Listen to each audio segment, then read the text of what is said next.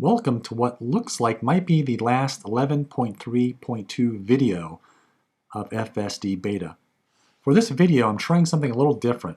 I've separated the clips into three groups. The first group I want to show you are the bad things the car is still doing. The second group is going to be clips that have both good and bad in it. And the third group of clips will be things the car is doing well.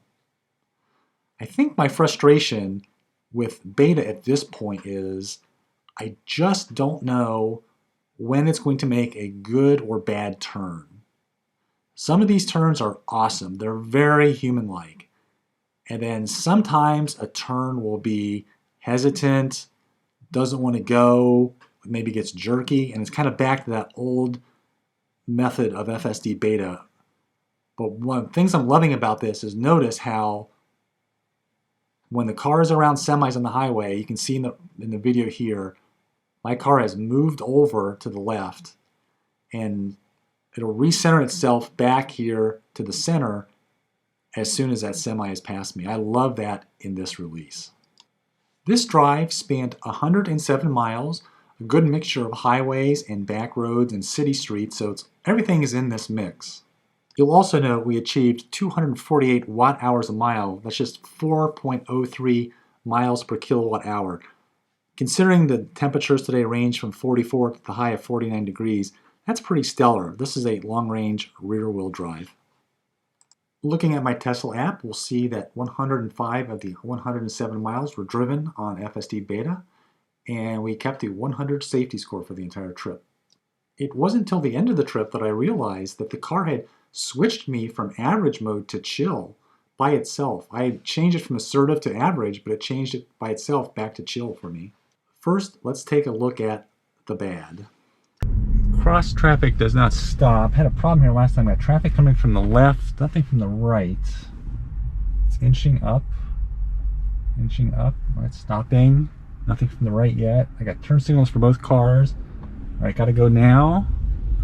Come on, go. A little hesitant stop there. As soon as it's moved out, it hesitated a second. This clip contains what I think was the worst mistake of the day by the car. I noticed this bug happen in the first drive I did on the highway with Beta. When I went to exit the highway, Beta started to move into the off-ramp, but then it hit these dotted white lines and then bounced back out into the highway before finally going and exiting for the real exit. Two problems happened here. One, I had somebody very close to my tail, and I thought they were coming close to potentially rear-ending me. And the second problem was that the car was going to miss the exit, so I had to take over. So let's watch this, watch it bounce off, and then watch me take over. Exiting the highway. It bounced off again. We're bouncing off of... And there was a car coming up on to take over there. It's going to miss the turn. What the... The car almost misses its turn. It wants to get into this right turn lane and then recorrects itself and realizes it has to go straight. That was probably the only problem. The second thing that happened is, watch that white car. He's going to veer over to me a little bit. I'm going to immediately take over. I could see in his face, he was not even looking at me at all. He was blind to me. This is a clip that might belong in the good category. It's hard to tell. Look at the left. There's a girl in a red Volkswagen coming out. She's not going to really want to stop. My car's hesitating already. Here she goes to pull out. I don't know if she sees me or that person on the left. Now my car is really hesitant. I just want to get out of there, so I press the accelerator just to get through this situation. All right, jumping back on the freeway.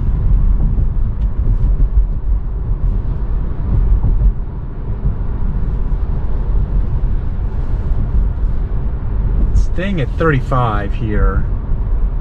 That's not good. That should be ramping up. All right, still thinks it's 35. Now we're at 60. A little too late. Alright, the car's going to finally let me in here. Thank you very much for allowing me to merge. It's very big of you.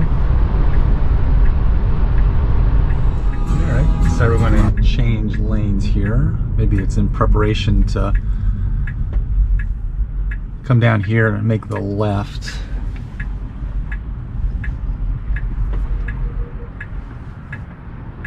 No turn except from curb lane. I don't think you're gonna make a right here on red, buddy.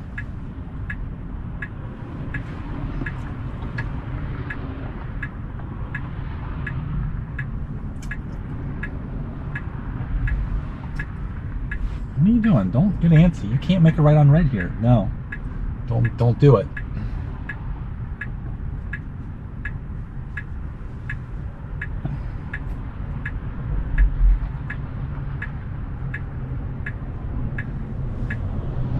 Well, if you'd stayed in the right lane, you could have made a right on red, but you made this bed, you have to lie in it. So, as I predicted, the car indeed tried to make the right on red. It's gonna make a right on red. So no, you can't make a right on red here. This is an extremely busy road, and I could guarantee that when this light turned yellow, my car was going to sit there and not try and go through and make that left turn. Fast forward to the incident here, of course.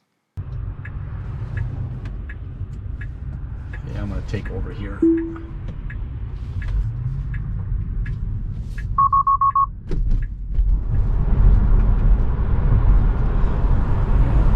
It's not on-ramps here, we're showing 35.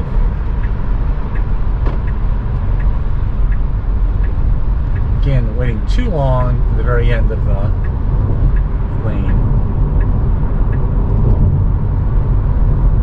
This is an example of Beta being too timid, too slow, and annoying other people. I can see in their faces in the car, so I'm going to press the accelerator and power through here. Here's an error I haven't seen in a while. Make the left turn and then dive immediately into the suicide lane in the middle of the road before correcting itself. Alright, need to get past this Kia Soul. Gotta hurry up here. We gotta get over. Come on, buddy. Gotta get up here. Gotta make a right. And I'm gonna push the accelerator. I don't want to get... The car should have been more aggressive in getting past that Kia Soul. Instead of trying to slow down and get behind it.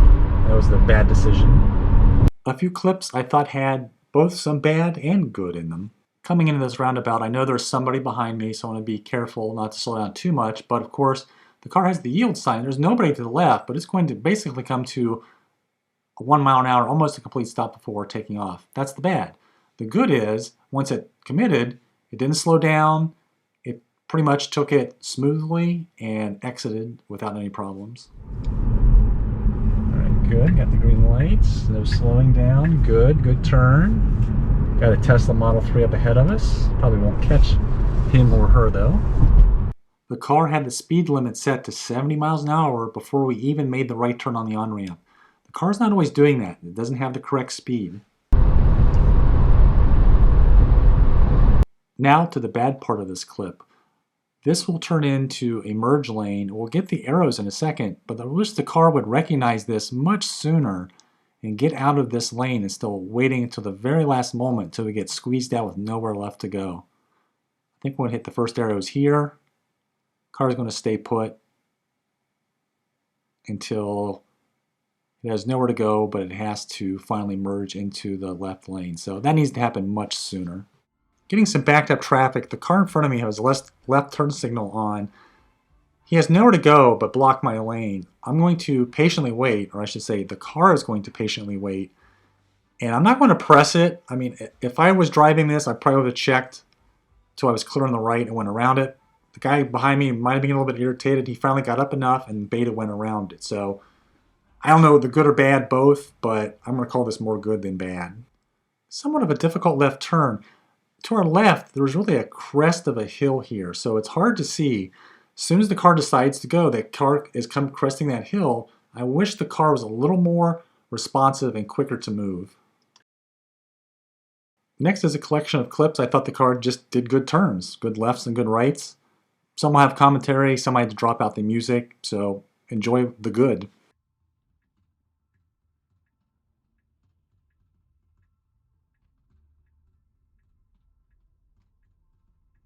A good right turn, nice and smooth.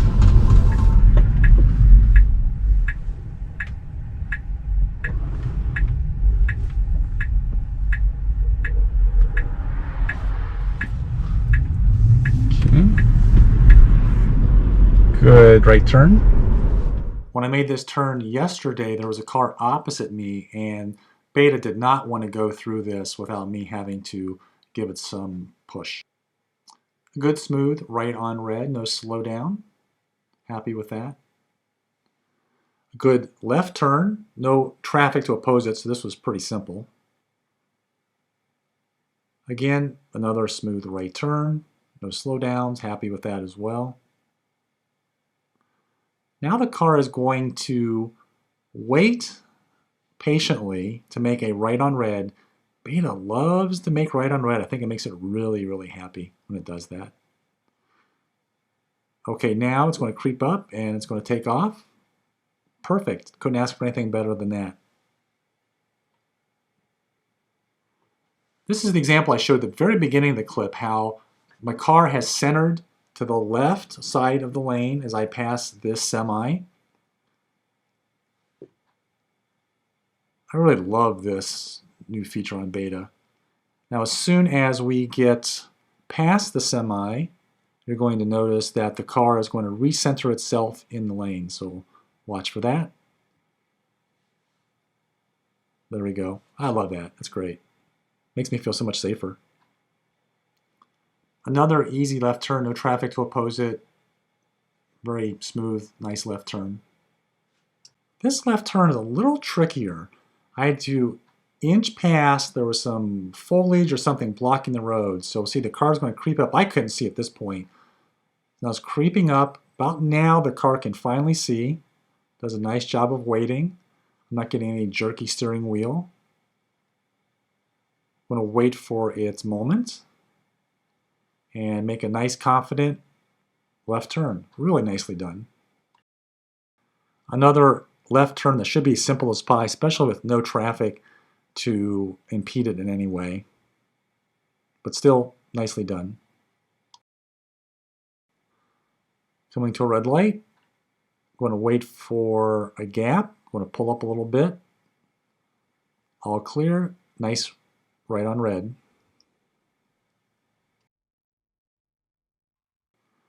I thought for certain once we lost the protected left arrow, we're going to sit here, wait through a red light.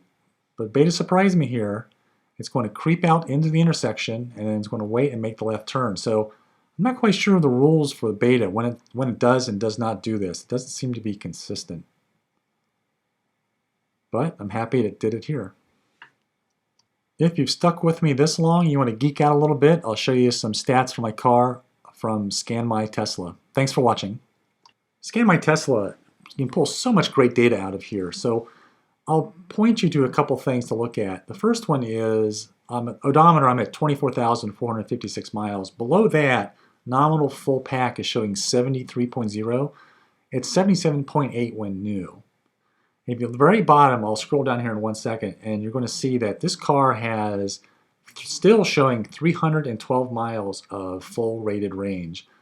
I am very conservative with my battery pack. I charge between 70 and 30% whenever possible. Even on long road trips, like we went to South Dakota, basically the entire trip I was able to stay between 70 and 30%. So I think it helps lead for great battery health for my long range rear wheel drive. You can see cell temperatures on here. You can see minimum and maximum cell voltages. It's just, if you want to geek out and see what's going on under the hood of your car, ScanMyTesla is well worth paying for and installing.